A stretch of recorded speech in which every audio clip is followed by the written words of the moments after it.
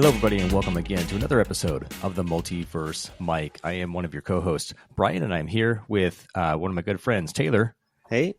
And we're missing Jacob this morning. So due to some interesting circumstances, we're not actually recording at night like we normally do. This is actually an early morning episode. So we're coming to you here with our cups of coffee. And hopefully we're not going to be too sleep deprived for this one. But this is something that we wanted to talk about here and haven't got a chance to do at this point. We're going to be talking about the Fantastic Four. So this is a movie that I know we talked a little bit about in the past about how excited we were for this one. And I kind of got to just come out and say it. I didn't have really high hopes for this. I mean, I wanted it to be good, but I didn't expect it to be all that good. And I ended up actually liking it more than I expected to. Taylor, what are your overall thoughts on the Fantastic Four movie? I think we finally got a good iteration of the Fantastic Four in live action. They've been trying to do this for years, and the first one, it was a critical flop. It wasn't most people kind of liked it, but also they didn't really know too much about Fantastic Four. The second one was horrible. We won't even talk about that. This one, I mean, I feel like they finally got the stories right, and it really felt like a family rather than a group of people that just kind of happened to be together. Right. And was it perfect? No. But I think, honestly, if we're looking for a perfect movie, we're never going to be happy. So they did a great job, I think, with what they had. Yeah, no, I agree with that. It really did feel like a family. And I think that was the big thing that they had to nail in this one. You had to... The other movies didn't necessarily feel like it was a family. It just felt like a group of people that were thrown together. But you could really get the sense of that starting off with the relationship between Reed and Sue. Right. So I thought that Vanessa Kirby and Pedro Pascal played that perfectly. And big swing for them actually throwing... this is going to be a spoiler talk, so just heads up here if you're not looking for spoilers. Movie's been out for a few weeks at this point.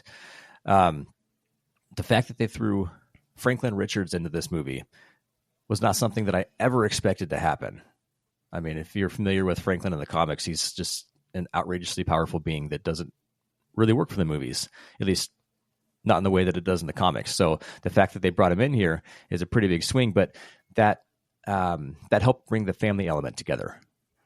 I think that if Franklin was not in the film, I think they would have had a harder time actually bringing out the family aspect. Could have still worked, but that was really the driving force behind everything in the movie. So, and what I liked about what Franklin added to the entire story too was the problem with Galactus is like, oh, he eats planets and that's it.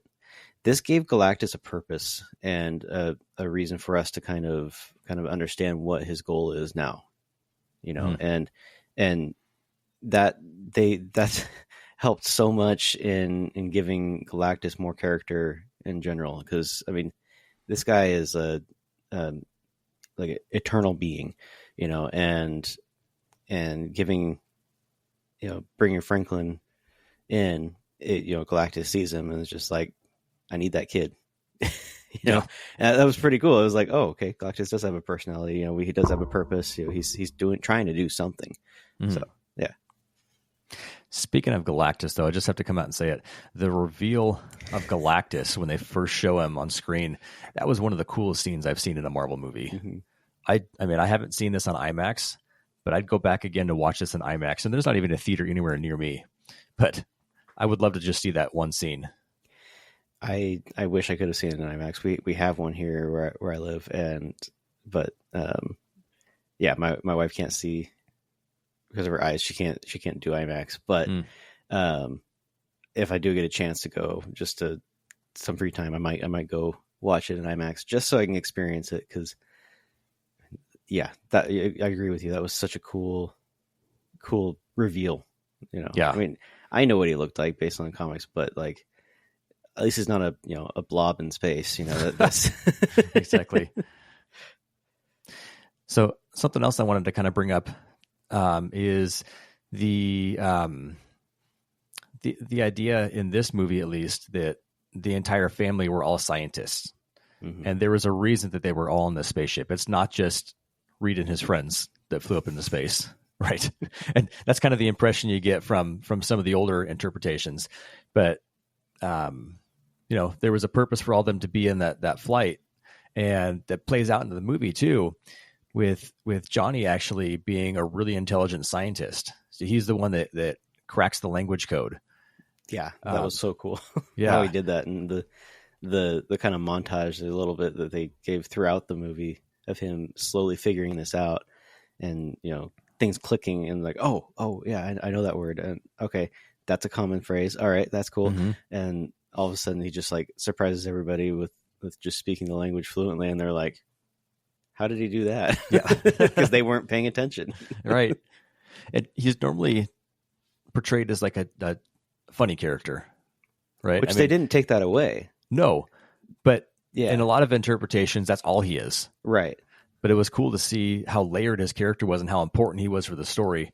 And seeing the way that the movie actually played out, Johnny was a huge part of the way things played out because of his relationship with Shalabal.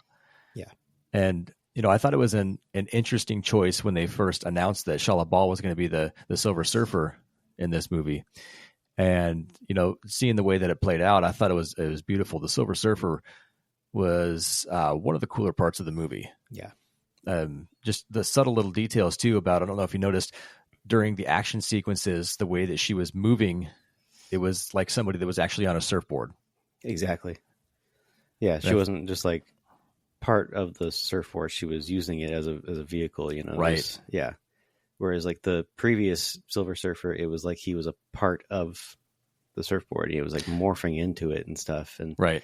Which was, visually cool, but this felt like, they were actually, she was using this as a vehicle, as a, mode of transport.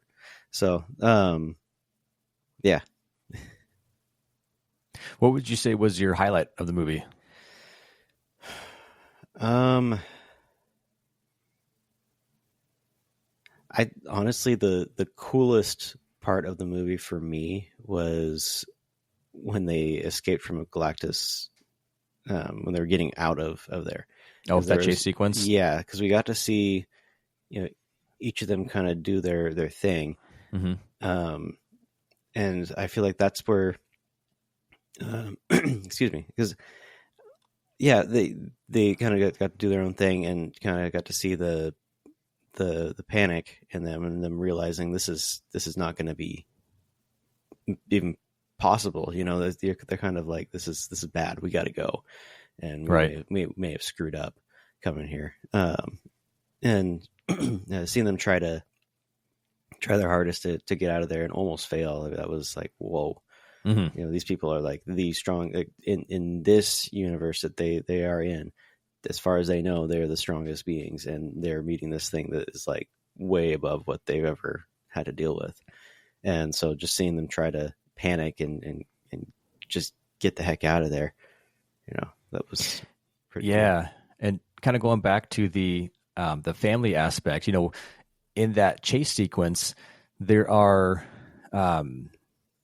little subtleties in the way that the characters are interacting with each other in that, because, Sue's going into labor, and, it's a panic from everybody, not only trying to get away from Galactus, but also trying to deal with that situation with Sue. But I think it was when they were actually back on their ship, Reed just yells something at Ben. I think it just even yells his name, and Ben knows exactly what he's going to do. They knows exactly what Reed wants. I mean, and that kind of just, it tells you that these people know each other so well that they're kind of knowing what the other person's thinking just by hearing their name. Again, it goes back to making it feel like they're a real family. I mean, the director of this, I don't know if you're aware, is the same director that did WandaVision. Oh, I didn't know that. Yeah. That makes sense. It felt, that totally makes sense. I mean, once you hear that, you can see some of the similarities in the way that But I don't know. I'm excited for what comes next with the Fantastic Four, because I think this is one of the bigger reasons I was actually excited for this movie, not necessarily just to see what happens in this one, but to see how they're kind of setting up the Fantastic Four to be featured in the future of the MCU, because they're going to be big players. Right. And I think especially heading into Secret Wars, I mean, they've already been announced for Doomsday, so we know we're getting them in that movie. Of course, they're going to be in Secret Wars, but I'm kind of not sure at this point how much they're going to be featured or to what extent, because this movie was basically just our setup with the characters and getting to know them. Didn't really do so much to set up the future movies. Does that make sense? Yeah, them being in a separate universe, it kind of makes me wonder, like, how are they gonna tie this in? What role might Loki play to help pull them around and guide them places? That's kind of where I kind of think that he might play a part in pulling them to a different universe and to guide them where they need to go or whatever. So you think Loki's going to pull them over rather than them finding their own way? Well, they're going to find their own way, but I think it's going to be Loki's got to have some part to do with the multiverse, now where he's at, and I feel like he's going to. Yeah, because I remember we talked about in a previous episode about the Beyonder, right? Yeah, and I think we posted a short about this too, yeah, it just kind of that I feel like that's the role that they were trying to set up Loki for, was to kind of be.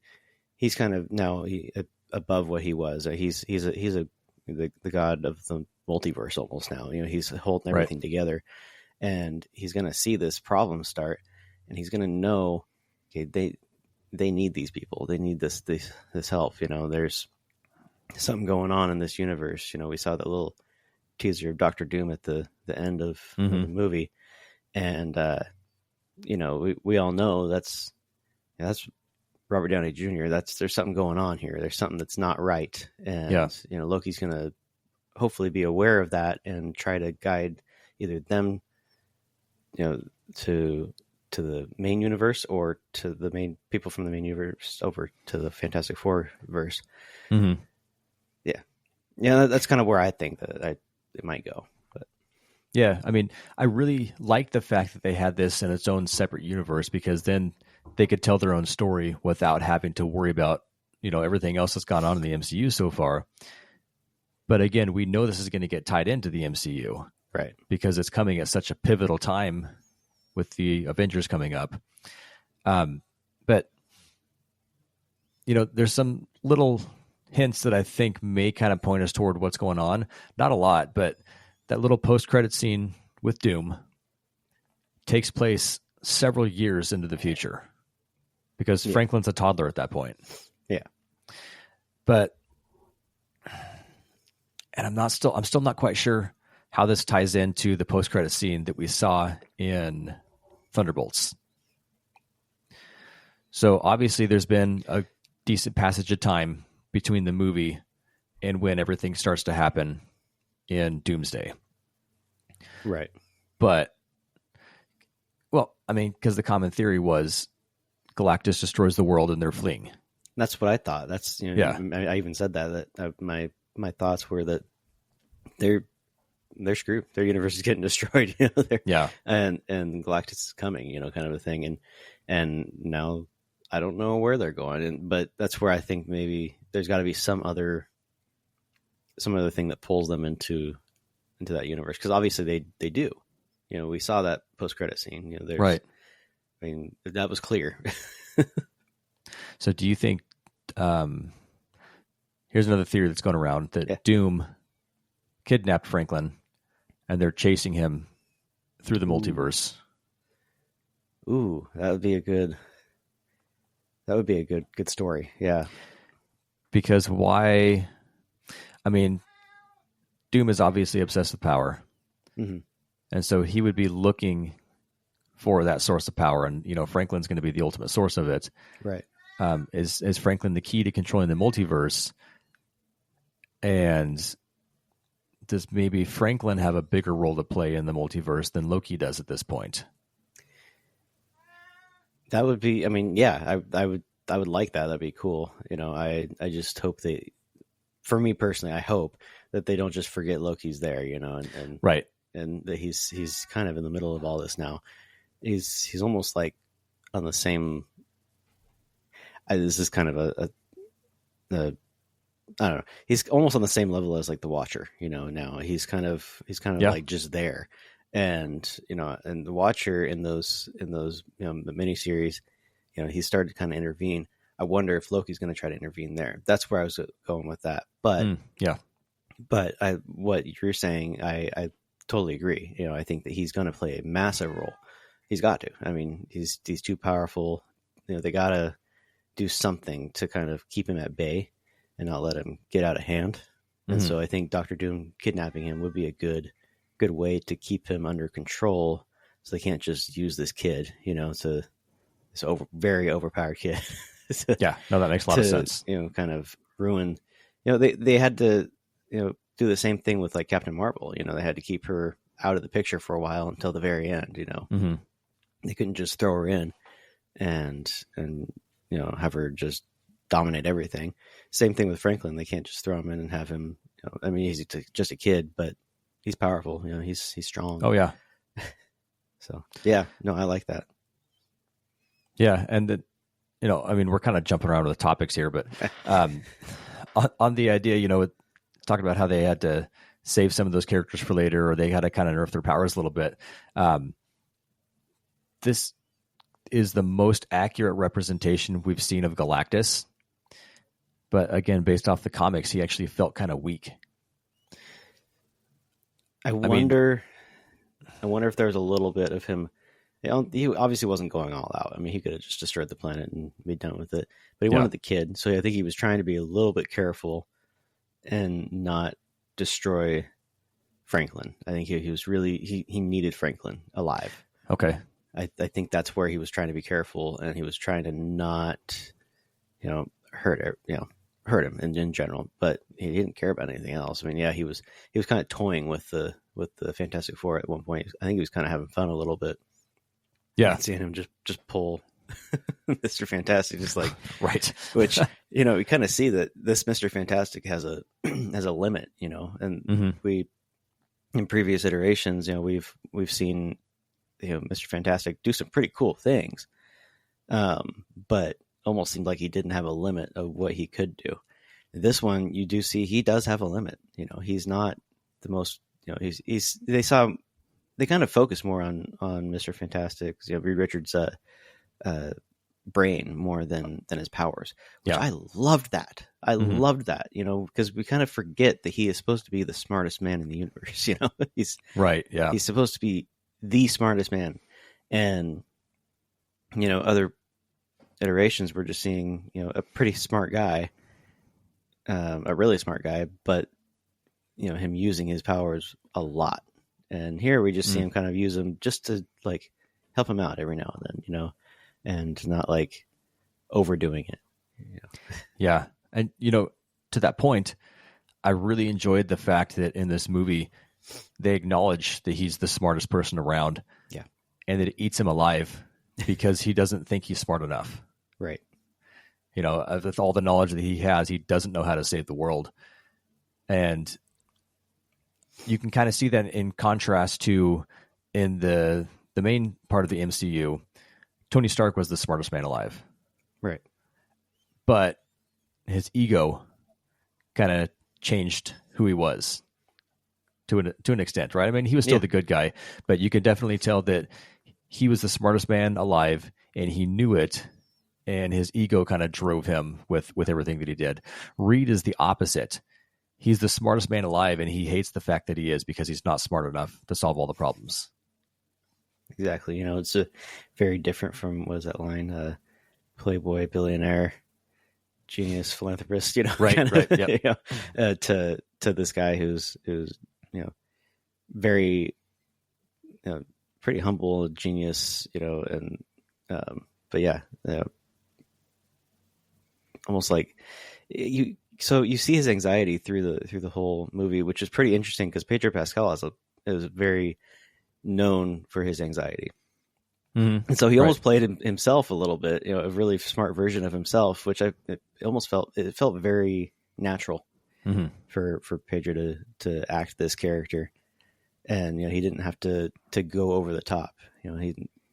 He's Pedro Pascal. He's kind of the main star of the 2020s right now. He's Yeah. Right. he's got three movies out at the same time right now. Mm-hmm. So seeing him in this role, I was pretty positive he was going to do fine with this role, and they going back on that, on his kind of anxieties and stuff. It was pretty interesting to see that and to see how even Sue reacted to his anxieties and him just not talking about it, and just doing things. And Mm-hmm. this is a family again, and the fights felt real. Didn't feel like they were for no reason. Sue had very valid points. Why are you why aren't you just talking to us about this? Mm-hmm. Yeah. Yeah. One more thing I wanted to touch on, because we haven't acknowledged Ben Grimm yet. Mm-hmm. And I thought that their interpretation of Ben was spot on. I mean, I really liked, Evan Moss. What's his last name? Bacharach? Anyways, we'll look that up here in just a second. But I thought that he played the thing brilliantly. And you could see, because they didn't use practical effects, because they went with the CGI, you could see the emotions on his face with the way that, he's a great actor. Right. And you could see some of that coming across in the way that I'm sure they used motion capture for his face, but the way that the character was able to emote just with the way he was interacting with the other characters, you could tell, and they didn't get real deep into it, but you could tell that he loved this family, but he was also still kind of hurt because he's the only one that doesn't look the same as everybody else, right? Because he was so drastically changed with the accident. But I thought that he was kind of the glue that held the family together. Yeah, and and I think in most iterations he kind of still feels like the glue that keeps everything together. But but this, he's very changed by obviously, like you said, the most changed by the incident. But in this universe, he's universally loved by the people, right? And that's the difference I think that they did there, was making him loved. And he keeps going back to his childhood area, and because it's he loves that place, and everybody around there knows him and gets excited when they see him, and say it. And I love that part. The cartoon. Exactly. I don't say that. And I just looked at Evan Moss Bacharach. Yeah, you're okay. Right. But yeah, he did a great job. I like that we did get to see the little recording of him before the incident, so we did get to see the actual actor, for a moment. But they adding the little things, where he has to use the grinder to shave. He still has like facial hair that's actually growing, on this on this thing. And yeah, it was pretty interesting. Yeah, that was pretty fun. I mean, the whole movie was fun. Yeah. Like I said at the beginning of this episode, I liked it more than I expected to. I had hoped it was good, but I didn't necessarily have high hopes for the movie just because of all the bad iterations we've seen previously. But I was pleasantly surprised. So I've been having this conversation with a few people. Actually, I haven't got to talk to you about this yet, but how do you rate this amongst movies that have come out so far this year? I mean, it's not as high as Superman, but it's up there. It's probably going to be my second, because it kind of felt like I felt after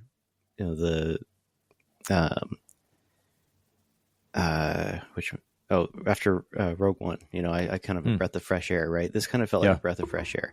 It felt like Marvel's starting to get back on track a little bit. Hopefully, I'm hoping. Exactly. They've kind of been trying to find their footing ever since Endgame, and they kind of just are stumbling a bit up this mountain. Mm-hmm.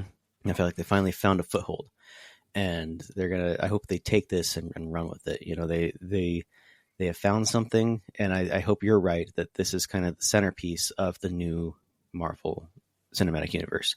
That I loved what they did with this movie, and I just hope that they can run with it. Yeah, no, I agree exactly with you. Most people that I've talked to said that they liked this better than Superman. I still like Superman better. I feel like that movie was kind of written for me, but Marvel is back on track, right? This is a return to form for Marvel, because it's been 2 movies in a row this year for Marvel that have been a critical success. Now, unfortunately, it doesn't seem like Fantastic Four is going to do nearly as well at the box office, but let's think bigger picture here. The reason it's not doing so well is because of that long string of movies that have just been mediocre to bad. Yeah. So when we take a look at the next few Marvel projects that come out, I think the momentum built by Thunderbolts and by Fantastic Four, if they can continue to see this trend moving in the right direction, this is going to help Marvel get back on track and stay back on track, because it seems like the quality is there. Oh, yeah, for sure. All right. Well, I think we'll go ahead and wrap things up there. I want to thank everybody for joining us on this special early morning edition of the Multiverse Mike. Subscribe to us on YouTube, like this video, share it around. Don't forget to leave us a 5-star review on all your favorite podcast apps. And until next time, we'll see you around the multiverse.